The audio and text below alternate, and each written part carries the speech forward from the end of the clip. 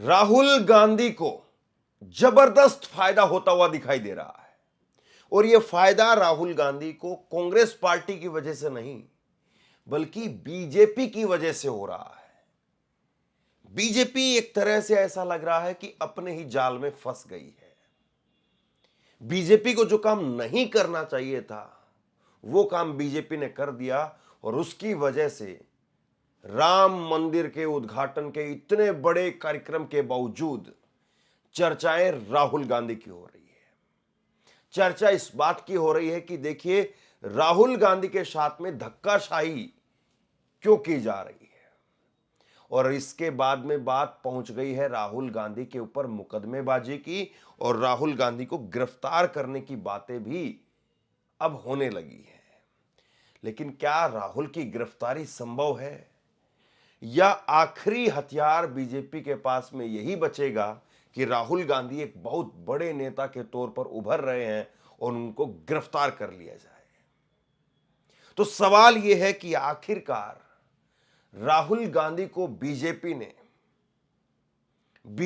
ना चाहते हुए ऐसा मौका कैसे दे दिया कि अब बीजेपी के अंदर खाने अब बात चल रही है कि हेमंता बिस्वा शर्मा यहां पर असम के मुख्यमंत्री क्या कहीं पर वो कांग्रेस के लिए बैटिंग तो नहीं कर रहे हैं? क्या कहीं पर अंदर खाने कुछ बातें तो नहीं हो गई है?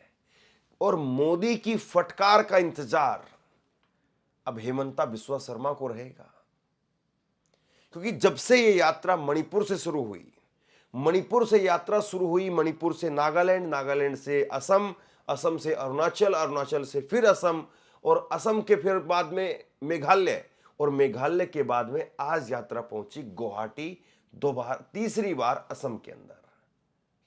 कहीं कुछ नहीं हुआ लेकिन आज पहली बार बैरिकेड तोड़े गए, आज पहली बार लाठीचार्ज हुआ। पिछली यात्रा निकली 3,500 किलोमीटर की यात्रा, 150 दिनों की यात्रा, 7 सितंबर से लेकर के 30 जनवरी तक की यात्रा, कन्याकुमारी से लेकर के कश्मीर तक की यात्रा। कई बीजेपी शासित राज्य आए, कर्नाटक में, मध्य प्रदेश में, 3-4 बीजेपी शासित राज्य जो है इस बीच में आए, लेकिन मध्य प्रदेश, महाराष्ट्र के अंदर, लेकिन कहीं पर भी इसी तरह से तस्वीर नहीं दिखी जो तस्वीर असम के अंदर दिखी है। तो अब सवाल ये कि ये राहुल गांधी को लेकर के, और अभी कुछ देर पहले मैंने यहां पर स्थानीय लोगों से बात की है, कार्यकर्ताओं से नहीं। यात्रा में तो जो हम लोग देखते हैं, दिखाता हूं मैं आपको, वो तो एक अलग विषय है, लेकिन उसके अलावा मैंने स्थानीय लोगों से बात की है। स्थानीय लोगों से मैंने बात की और स्थानीय लोगों से जब बात की तो मैंने सवाल यही पूछा कि क्या असम के अंदर, गुवाहाटी के अंदर राहुल गांधी की इस यात्रा को एंट्री मिलनी चाहिए या नहीं मिलनी चाहिए? लोगों का जवाब हैरान करने वाला है। लोग कह रहे हैं कि राहुल गांधी मेहमान हैं, गेस्ट हैं, नेशनल लीडर हैं, क्यों नहीं राहुल गांधी को एंट्री मिले? और आपको न्यूट्रल आदमी बहुत कम ऐसे दिखेंगे जो इस बात को कहे कि नहीं, राहुल गांधी को एंट्री ना देकर के सही किया गया। कोई धार्मिक यात्रा नहीं थी, कोई इस यात्रा का ऐसा बैकग्राउंड नहीं है कि ये यात्रा जहां जहां से जा रही है वहां पर दंगे हो रहे हैं, हंगामा हो रहा है, बवाल मच रहा है।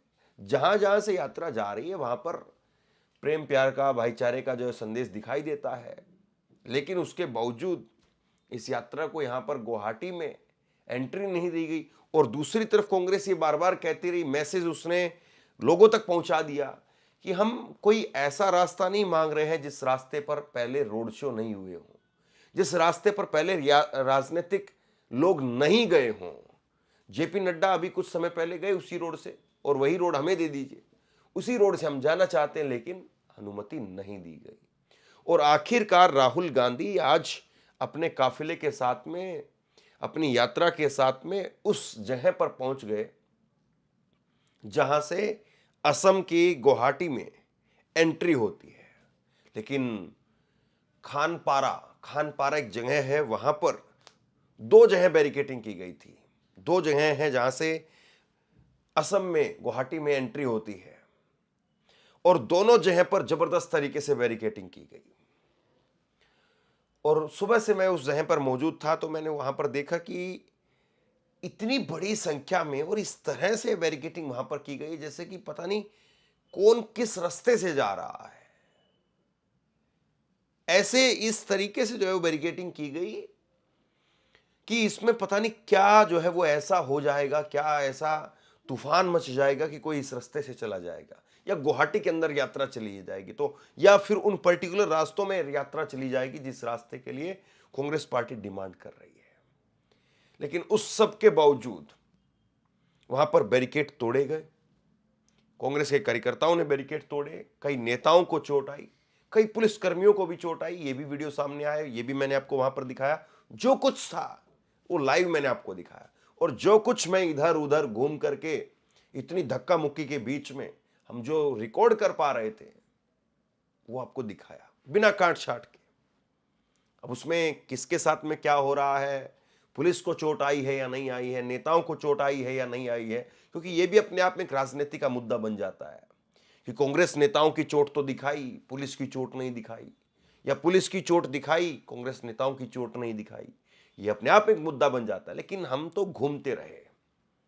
यह सही है कि पुलिस वहां पर बैरिकेड को कभी कांग्रेस कार्यकर्ताओं की तरफ धक्का दे रही थी, कभी कांग्रेस के कार्यकर्ता पुलिस के ऊपर उस बैरिकेड को धक्का दे करके गिरा रहे थे। और ऐसे में जब इस तरह का माहौल होता है तो चोट लगती है, दोनों तरफ चोट लगती है। मुझे भी जो है वो थोड़ी बहुत हाथों पर जो है वो झर्राटे आई, तो ये काम का हिस्सा है, मैं इसको ज्यादा कुछ मानता नहीं हूं। काम करने का हिस्सा, जब आप काम करेंगे तो इस तरह से चीजें होंगी। लेकिन बड़ा सवाल ये कि आखिरकार ये हुआ कैसे। इस यात्रा को लेकर के कहा जा रहा था कि ये यात्रा नहीं उठने वाली है। खुद मेरे मन में ये था कि ये यात्रा शायद नहीं होगी, और यहाँ पर कुछ कवर करने के लिए, दिखाने के लिए, कुछ रिपोर्ट करने के लिए, कुछ खबर बनाने के लिए यहाँ पर कुछ होगा नहीं। मुझे भी लगा था कि एक दो दिन यहाँ पर ठहर करके वापस निकल जाएंगे। लेकिन जिस तरह से बयानबाजियां असम के आने से पहले ही शुरू हो गई, असम में एंट्री होते ही बयानबाजियां शुरू हो गई, और उसके बाद में और तमाम तरीके से जो है वो माहौल ऐसा गरमाया जाने लगा, मुझे लगा कि चलो गुवाहाटी में चलते हैं। और गुवाहाटी को चल करके देखते हैं, समझते हैं कि क्या गुवाहाटी ऐसी ही है। क्योंकि अभी तक असम के अंदर इस तरह का कल्चर नहीं रहा है। असम में राजनीतिक तौर पर इस तरह से एक दूसरे को टारगेट करने का कल्चर नहीं रहा है।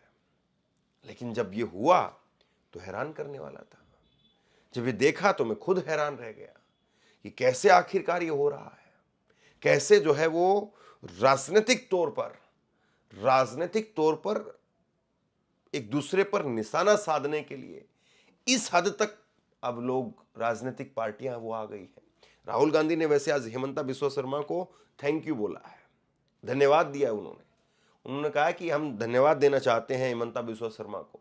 वो नहीं होते और वो इस तरह से नहीं करते तो शायद हमारी यात्रा को लेकर के इतनी चर्चा नहीं हो रही होती जितनी चर्चा अब हो रही है।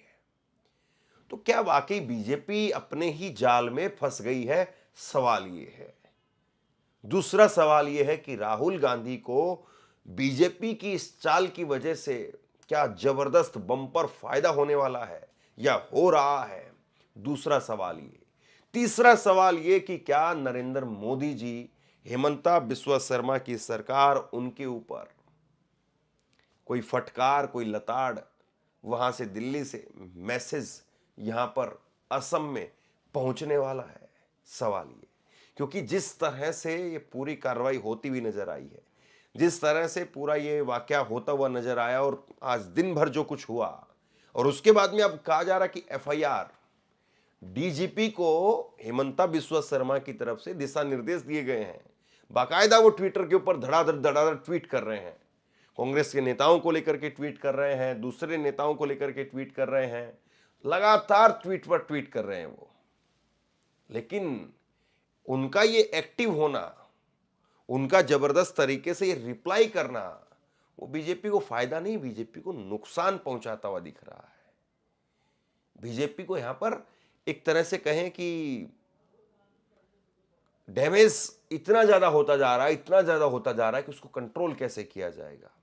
और दूसरी तरफ राहुल गांधी ने कहा कि मैं कॉलेज जाना चाहता था, कॉलेज जाकर के जो बात मैं बोलता वो बात कॉलेज में रहती, लेकिन आपने मुझे कॉलेज जाने नहीं दिया।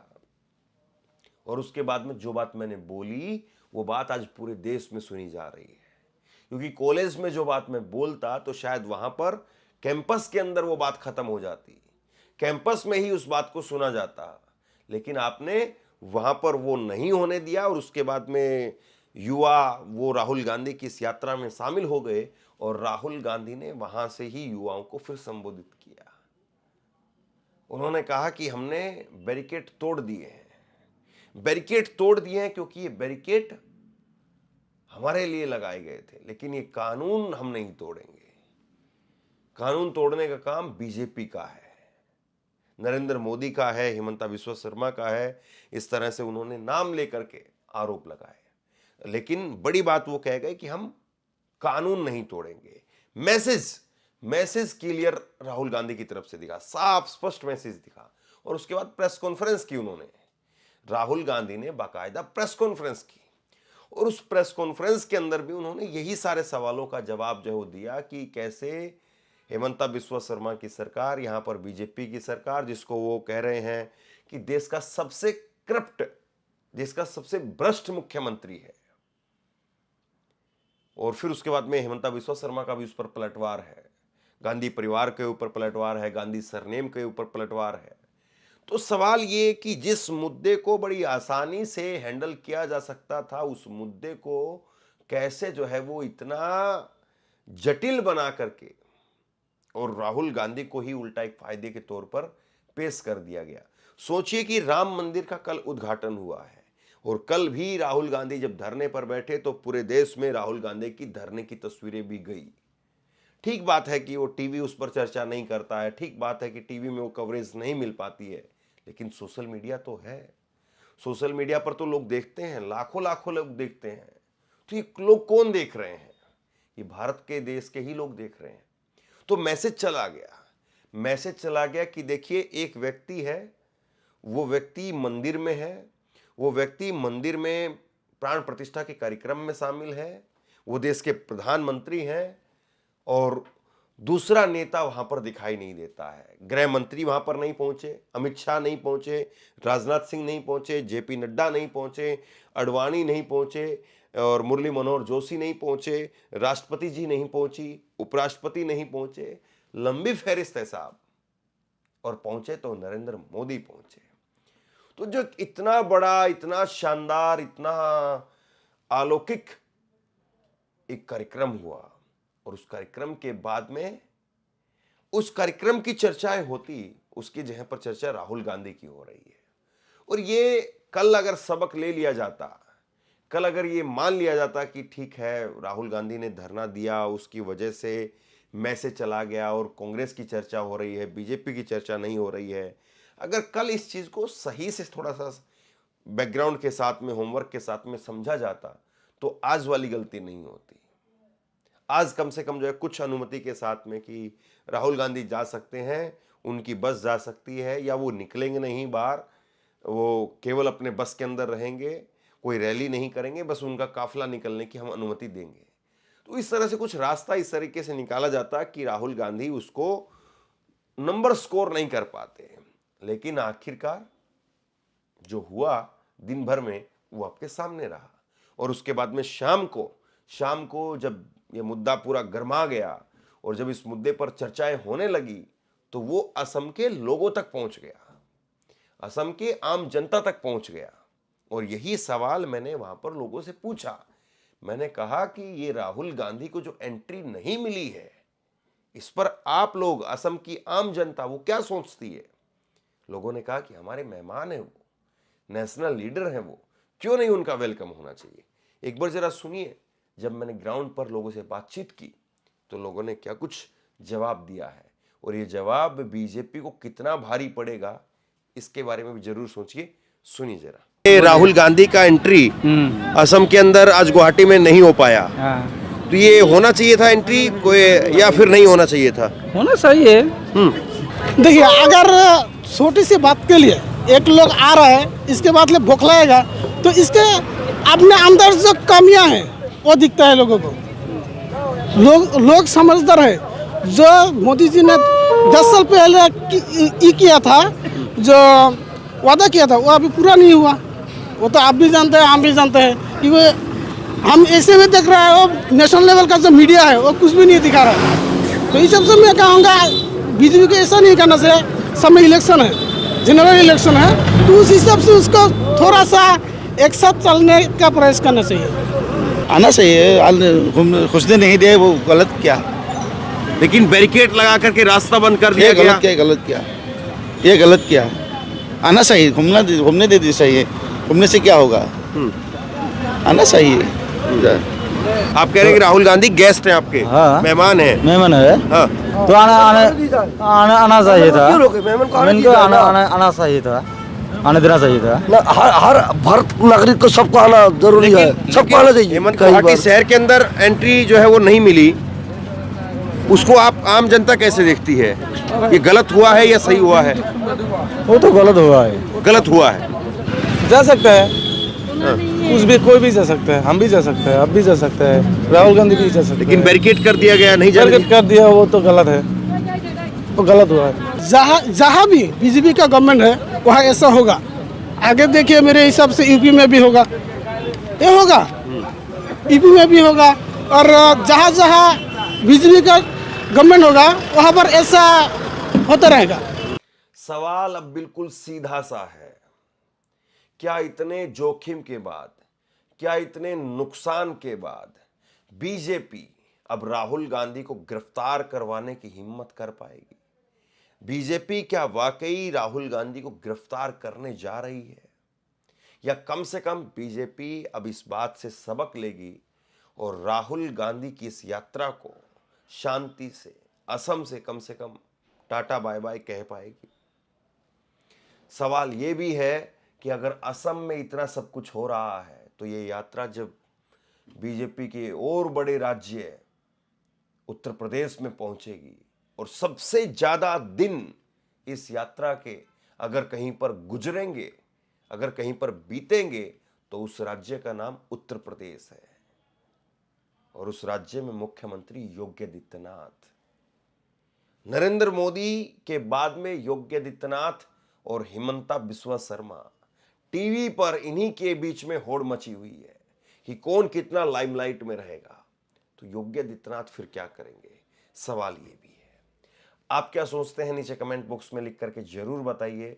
इस वीडियो को शेयर कीजिए, लोगों तक पहुंचाइए, और इसी तरह की तमाम खबरों के लिए ऑनलाइन न्यूज इंडिया को सब्सक्राइब कीजिए। साथ में जो बेल आइकन है घंटे, उसको जरूर दबाइए, ताकि जैसे ही कोई खबर अपलोड करें उसकी नोटिफिकेशन सीधे सबसे पहले आपको मिल सके।